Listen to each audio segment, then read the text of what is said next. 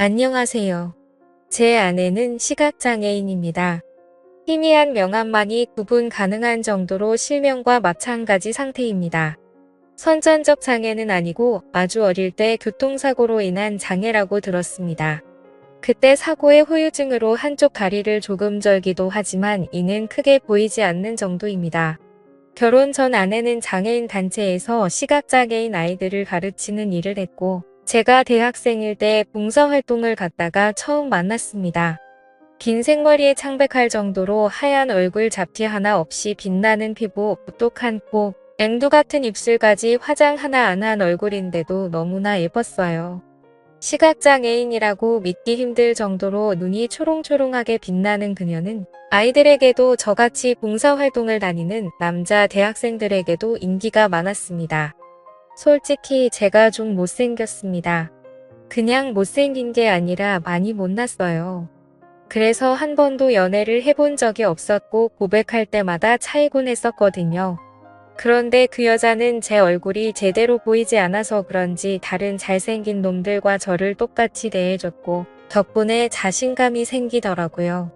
같이 차 한잔 마시자 해도 언제나 응해줬고 저에게 승훈 씨는 너무 자상하고 목소리가 좋아요. 어떻게 생겼는지 궁금해요. 라고 말해주기도 했었죠. 자꾸 제게 닮은 연예인이 누구냐 하면서 묻길래 저도 모르게 장동건이랑 원빈을 반반씩 닮았다는 소리를 가끔 듣는다고 거짓말을 해버렸어요. 아내가 어릴 적 시력을 잃었기에 장동건이랑 원빈은 알 것 같아서요. 아내는 그 말을 들으며 활짝 웃더니 나는 조인성 같은 남자를 좋아하는데 라고 하대요. 그러면서도 싫지 않은 기색이었어요. 솔직히 진짜 찔렸지만 솔직히 말할 수는 없었습니다. 제가 사실 유해진이랑 박지성을 닮았다는 말을 많이 들었는데 그렇게 말할 수는 없는 거잖아요. 아내가 너무 좋아서 사귀자고 고백하고 싶은 마음이 굴뚝 같았지만 학생이기도 하고 하도 여자들에게 많이 차여서 그런지 자신감이 생기지 않더라고요. 그렇게 계속 친한 지인으로 지내다가 제가 대학 졸업하고 직장 생활을 시작하면서 이제 직장이 생겨 돈도 벌고 안정을 찾으니 용기가 좀 생겼습니다. 그녀에게 당신을 행복하게 해주고 싶다. 라는 말로 대시를 하였고 본격적으로 1년 연애하고 결혼까지 하였습니다. 아내랑 연애하면서 알게 된 사실인데 어렸을 때부터 인기가 많아 많은 남자들의 대시가 있었다고 하더군요. 역시나 그 여자는 제가 첫 남자가 아닌 듯 했어요. 저는 이 여자가 첫 여자였는데 좀 억울하더라고요. 심지어 그 여자는 잠자리에서 눈이 보이지 않는데도 꽤나 능숙했습니다. 솔직히 이렇게 물어보면 찌질하고 진짜 남자답지 못하다는 게 저도 잘 알지만 저도 모르게 혜리 씨는 몇 명이랑 잤어요? 라고 첫날 밤에 물어봤었네요. 제가 이렇게 묻자마자 그렇게 천사 같던 여자가 제 쪽으로 본인이 잡히는 물건을 쥐다 던지면서 펑펑 우는 겁니다. 그때서야 그 말이 여자에게 절대해서는 안 되는 말인지 처음 알았네요. 첫 정식 연애인지라 이렇듯 연애하는 내내 그 여자를 거스르게 하는 짓들을 좀 하긴 했었지만 그래도 그런 것 빼고는 별 문제 없었답니다. 저는 부모님과 여동생이 한 명 있습니다. 가족들에게 이 여자와 결혼하고 싶다고 소개하니 저희 어머니 사색이 돼서는 어쩔 줄 몰라 하시는 게 눈에 보이더라고요. 반면에 저희 아버지는 이렇게 예쁜 며느리가 들어와서 너무 좋다고 본인은 무조건 찬성이라 하셨어요. 아이고 내가 다 눈이 부시다. 이렇게 예쁘고 찬한 며느리가 우리 집안에 오니 너무 좋다. 아가야 고맙다 우리 집에 시집 와줘서. 이러면서 제 아내 손을 쓰다듬으시며 연신 고맙다 하셨죠. 아내를 집에 데려다주고 다시 집에 오니 어머니가 이렇게 말씀하셨어요. 너 정말 이런 여자랑 결혼해서 제대로 살 수 있겠어? 눈이 안 보인다는 건 말할 수 없는 거지. 들을 수 없는 것보다 더 옆에 있는 사람이 힘든 거야.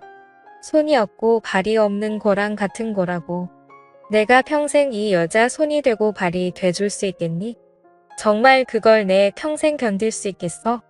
그 사람의 장애와 그 사람 인생을 짊어지고 갈 자신이 있는 거야? 네. 엄마 저 정말 자신 있어요.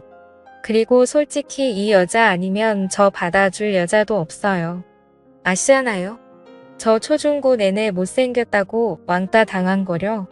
이 여자만이 제 외모에 대한 탐견 없이 저를 받아줬어요. 저 정말 자신 있어요. 이 여자 제가 책임질 거고 후회하지 않을 거예요. 그래 알겠다. 대신 절대 이혼하겠다거나 후회한다는 말하지도 말고 그런 생각도 말아라. 내가 선택한 거니까. 네. 엄마 정말 그럴게요. 저희 어머니와 아버지 모두 제가 그렇다고 하자 크게 반대하지 않고 아내를 받아주셨어요. 허나 오히려 주위에서 반대를 많이 했습니다. 정말 많은 사람들로부터 비장애인과 장애인의 결혼에 대해 참 많은 말들과 우려 섞인 말들을 들었지만 사랑 하나로 극복하면 된다고 믿었습니다. 그리고 결혼식을 올렸습니다. 눈이 보이지 않는 아내는 본인이 얼마나 결혼식에서 아름다웠다는 걸 모를 겁니다. 정말 결혼식 내내 제 입이 뒤에 걸렸었네요. 원래도 예뻤는데 신부화장까지 하고 새하얀 드레스에 공주 같은 왕관까지 쓴 이 천사 그 자체였어요. 제 결혼식에 온 사람들 모두 연예인 결혼식에 온 것 같다고 말할 정도였죠. 결혼식 전에 혹시라도 실수할까봐 장인어른과 함께 입장 연습을 여러 번 해서 그런지 아내는 자연스럽게 신부 입장할 수 있었고 몇몇 아내가 시각장애인인 걸 모르는 지인들은 나중에 아내가 눈이 보이지 않는다는 걸 알고 엄청 놀랐다고 하네요. 그 정도로 아내는 겉보기엔 보통 사람들과 같았습니다. 신혼여행을 다녀와서 아내와 행복하게 결혼 생활을 하자고 다짐하고 약속했어요. 하지만 결혼 생활은 제 생각과 달랐습니다. 제가 아내에 대해 잘 모르는 상태로 결혼했다는 것을 깨달았습니다. 아내는 몸이 아니라 마음의 장애가 문제였던 사람이었습니다. 연애 당시 아내는 장애인에 대한 편견을 극복하고 싶다며 열심히 공부하고 자기관리를 하는 똑똑하고 당찬 사람이었고 밝고 명랑한 성격의 사람이었습니다. 그런데 한 집에서 살기 시작한 아내의 모습은 그와 거리가 멀었습니다. 아내는 아주 예민하고 신경질적이고 화를 주체하지 못하는 사람이더군요. 시각장애가 있다 보니 집안의 모든 물건이 정확히 제자리에 있어야 했는데요. 처음에 그 점에 대해 확실히 주의를 들었기에 조심하려 노력도 노력했지만 한 번씩 실수가 있었는데 그때마다 아내는 너무나 심하게 폭발을 했습니다. 맨 처음 폭발했을 때가 신혼생활 시작한 지 일주일도 되기 전이었어요. 항상 티슈를 두는 소파 귀퉁이에 손을 뻗었는데 티슈가 없었던 모양입니다. 막 비명 같은 소리를 지르기 시작했습니다. 놀란 제가 무슨 일이냐고 묻자 무슨 일이냐고 몰라서 물어. 티슈 두는 자리에 왜 티슈가 없어? 이 자리에 있어야 할 거 아니야. 이 정신 나간 놈아. 말귀를 못 알아들어. 이 짐승만도 못한 놈아. 너 말귀도 못 알아 처먹니? 뒷구멍을 찢어줘. 하면서 저에게 욕을 하기 시작했습니다. 정말이지 심각한 욕이었습니다. 정말 소름 돋는 욕들을 공중에 질러댔습니다. 아내의 그런 모습은 처음 봐서 저는 얼어붙어 아무 말도 할 수 없었습니다. 그러다가 소파 아래에 떨어진 티슈를 발견하고는 해리야 그만 좀 해. 티슈 내가 옮긴 게 아니라 내가 움직이면서 떨어진 것 같아. 여기 바닥에 떨어져 있잖아. 내가 건드렸나 봐. 라고 말했는데 내가 눈 안 보인다고 거짓말을 해. 나를 갖고 노니까 좋아. 하면서 1시간에서 2시간 사이 정도 계속해서 욕을 해댔어요. 바닥에 발을 굴러대며 화를 주체하지 못하면서 말이죠. 아내를 간신히 진정시킨 후에 대화를 했습니다. 이제부터 물건 제자리에 두는 것에 더 신경을 쓸게. 대신 해리 너도 욕하거나 소리 지르는 이제 하지 마. 알겠지? 알겠어 승훈 씨. 하지만 그 뒤로 이 같은 일들은 자주 긴 번이 일어났습니다. 주로 집안일은 제 담당이었어요. 밥 청소, 빨래, 쓰레기 버리기 등등. 가끔 아내가 돕는 건 빨래 개기, 이불 개기, 간단한 집 정리 정도였고요. 승원 씨 주방에는 불과 칼이 있으니까 위험하잖아. 결혼 전에도 몇 번 다친 적이 있어서 무서워. 하고 아내가 말하기에 제가 부엌일을 자처했고 아내가 청소를 하려 해도 간단히 쓰레기통에 쓰레기를 넣는 것 외에는 제가 도맡댔다고 했고 빨래는 오염의 정도를 잘 구분하지 못해 힘들다 하기에 제가 담당하기로 했었던 거죠. 당연하다 생각했고 큰 불만도 없었습니다. 아내는 처음에는 너무 고맙다며 천사를 만났다며 행복해했습니다. 저 또한 환하게 웃으며 고맙다고 말하는 아내의 얼굴을 보며 행복했고요. 솔직히 내 팔자에 이렇게 아름다운 여자랑 한 지붕 아래에서 사는 것 자체가 대박이란 생각만 들었네요. 그렇기에 사랑으로 모든 걸 품을 수 있다 생각했었죠. 허나 현실은 달랐습니다. 결혼 1년 차 하루하루 노예 같다는 생각이 들기 시작하더군요. 저는 대기업까지는 아니지만 중견기업에 근무하고 있고 연봉은 4천만 원 초반입니다. 결혼 후 아내는 직장을 그만두어 외벌이였고요. 8시 반 출근이고 퇴근하고 집에 들어서면 저녁 7시쯤입니다. 그래서 아침 6시쯤 일어나 씻고 밥을 했습니다. 제가 밥상을 다 차리면 아내를 불러 함께 아침밥을 먹었고 설거지를 하고 7시 반쯤 집을 나섰어요. 하루 종일 열심히 일하고 퇴근하고 집에 들어서면 7시였습니다. 다시 밥을 하고 아내를 불러 함께 저녁밥을 먹고 설거지를 하고 본격적인 집안일을 했습니다. 격일로 하루는 청소, 하루는 빨래를 하고 밑반찬을 만들고 장보고 온 재료들을 다듬었죠. 여기까지는 불만 전혀 없었습니다. 제가 선택한 일이니까요. 저를 힘들게 했던 건 그 일을 하는 내내 아내의 눈치를 봐야만 했던 거였죠. 뭐 하나 자신의 기준에서 벗어나면 자신을 무시하는 거라며 폭발했습니다. 제가 차린 밥상에 앉아서 밥을 먹는데 갑자기 장난하냐? 국이 뜨겁잖아. 승원 씨 지금 나 엿먹이려고 일부러 그런 거지? 지금 나 무시해서 일부러 아주 팔팔 끓인 거 맞지? 뜨거운 국에 입대라고 일부러 그런 거 맞지?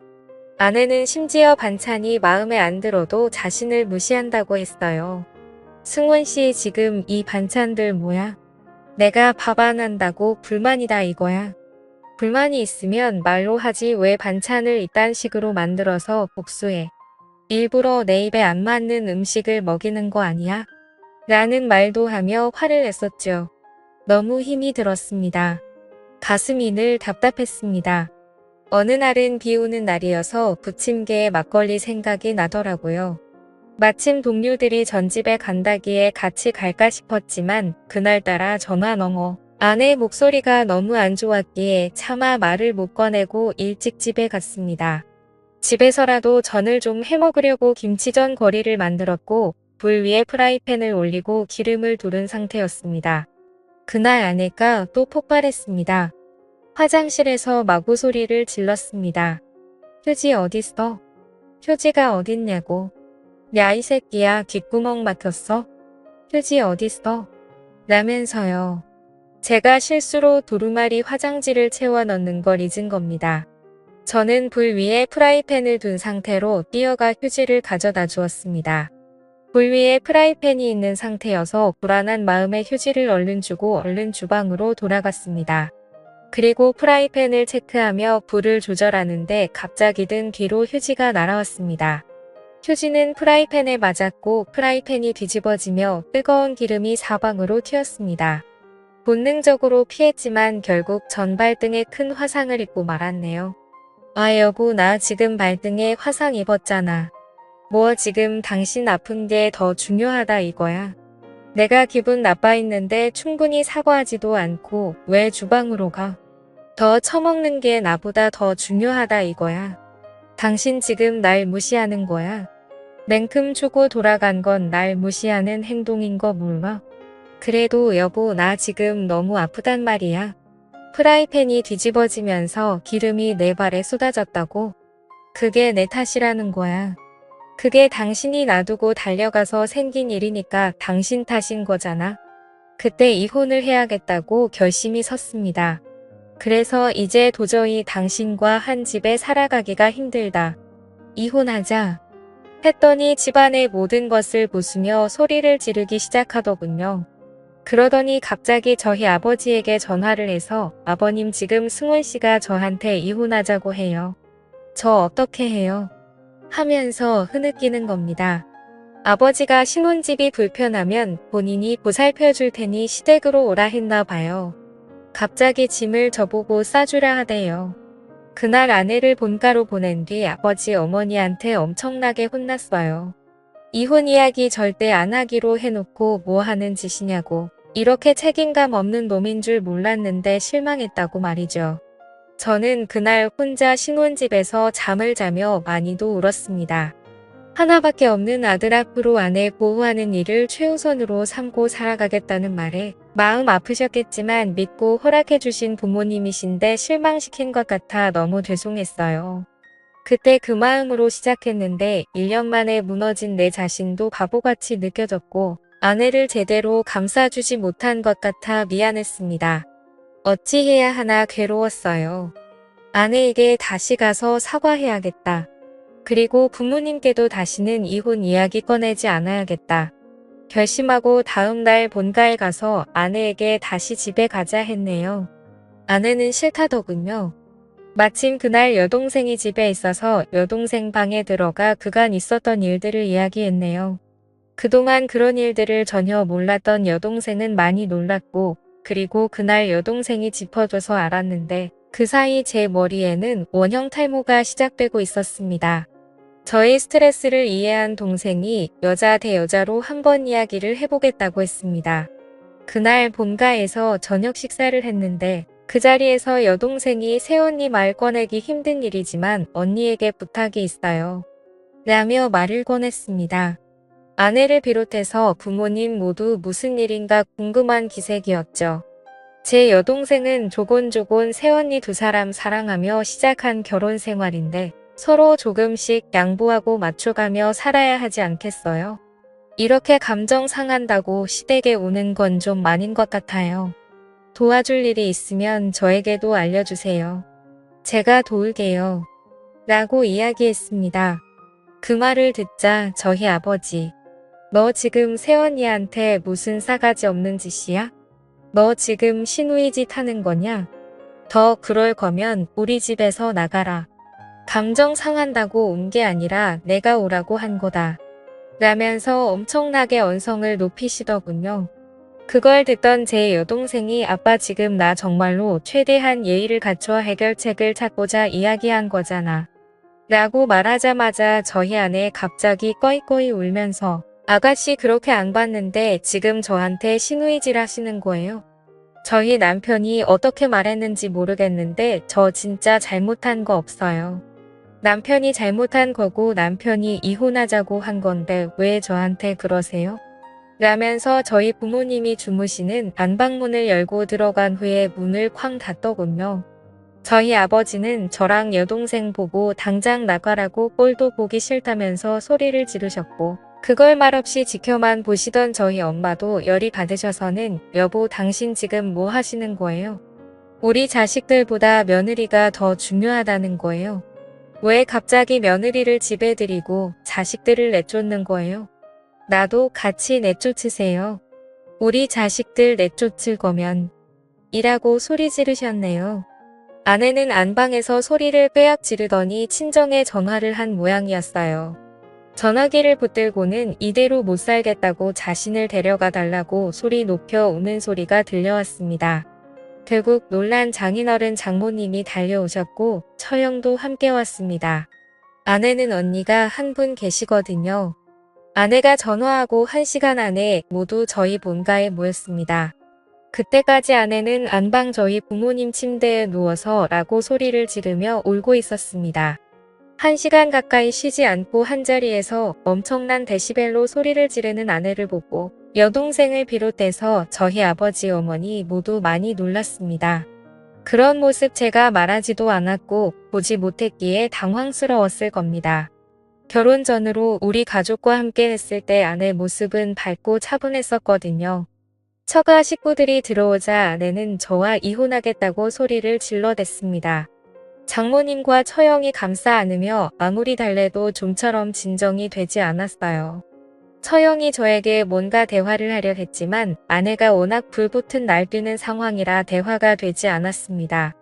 결국 장모님과 처형이 아내를 데리고 밖으로 나갔고 장인어른만이 남아서 저와 10분 정도 대화를 나누고 돌아갔습니다.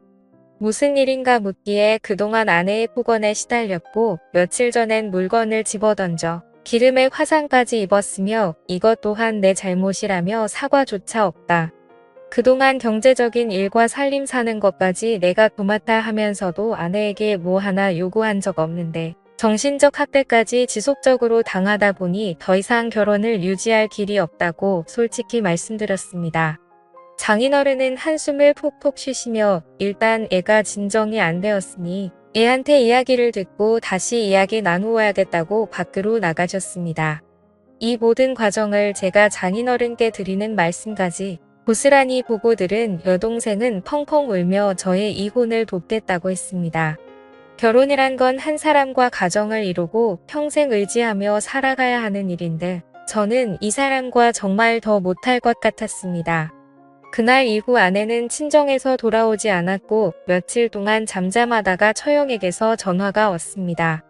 동생 대신 사과한다며 저를 달래더니 재수가 와서 한 번만 보펴주면 애가 들어갈 거예요. 재수가 좀마서 사과하면 안 돼요. 라고 했습니다.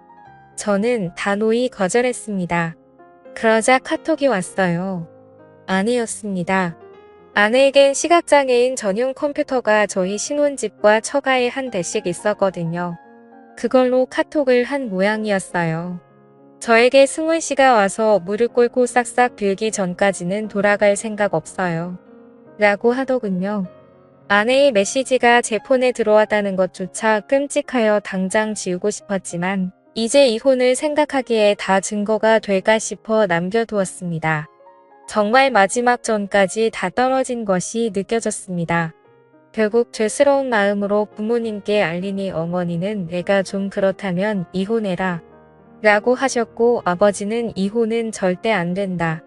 내가 잘못한 거다. 그렇게 참하고 예쁜 애가 오죽하면 그렇게 꺼이꺼이 울었겠니? 우리 집에 데려와라. 내가 잘 달래서 설득하마. 라고 하셨어요.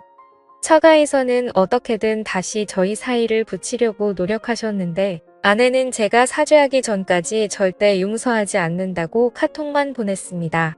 그러면서도 법원에 같이 가자는 말에는 답이 없었습니다. 아버지는 저에게 시각장애인인 불쌍한 아내를 버리는 남편쯤으로 매도하시더군요. 제게 일어난 1년간 노예살이 같았던 신혼생활을 하나하나 말씀드려도 차만 우리 며느리가 그럴 리가 없다고만 하셨어요. 정말 너무나 끔찍했습니다. 아내의 연락도 아버지의 연락도 너무 싫었어요. 그래서 핸드폰을 끄고 며칠 생활을 했네요. 그러던 어느 날 갑자기 어머니가 저희 신혼집에 찾아오셨습니다. 어머니가 무슨 일로 저희 집에 오신 거예요? 라고 물으니 아무 말도 안 하시고 한숨만 푹푹 쉬시는 겁니다. 무슨 일이냐고 아무리 물어도 이 아빠 제 정신이 아닌 것 같다. 라는 말만 반복하셨습니다. 알고 보니 제가 연락을 안 받고 있던 그 며칠간 많은 일이 있었더군요. 정말 저희 아버지가 자꾸 아내를 설득해보겠다고 아내를 본가로 불렀고 아내랑 저희 아버지랑 많은 이야기를 나누었다고 합니다. 그걸 보면서 저희 여동생과 아버지가 큰 마찰이 있었나 봐요. 결국 아버지가 저희 여동생에게 이라는 말과 함께 내쫓으셨고 그걸 보던 저희 어머니가 화를 내며 같이 나가라면서 욕까지 하셨다네요. 저희 아버지가 원래 불같은 성격이라 저희 어머니가 평생 참고 사셨는데 며칠간 아버지가 아내와 꼭 붙어서 이것저것 챙겨주시고 손과 발이 되어주시면서 저희 어머니에게는 평생 안 하던 행동들을 하시니 꽤나 어머니가 열이 받으셨나 봐요.